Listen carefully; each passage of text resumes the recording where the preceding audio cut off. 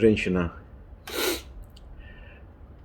такая жалуется на жизнь, что мне там, ну, живут в деревне, что хочется развестись с мужем, пришел к ней печник, печку делает, она там села с ним, ну, чаю выпить, ну и печник слушает ее жизненную историю, она говорит, что вот, хочу разводиться, у меня муж так храпит, говорит, ну вообще, ну, говорит, ну просто жопа, говорит, ну, говорит, все, подала на развод, ну, уже лечила, ездила везде, говорит, ну, просто, говорит, невозможно, говорит, спать так, говорит, как, говорит, ну, печник послушал эту историю, говорит, вы знаете, я вам подскажу, должно помочь. Она такая, да, говорит, что? Говорит, да не, говорит, я везде уже, говорит, вы ночью, как он только начнет храпеть, говорит, вы ему ноги раз тихонько раздвиньте, говорит, увидите результат.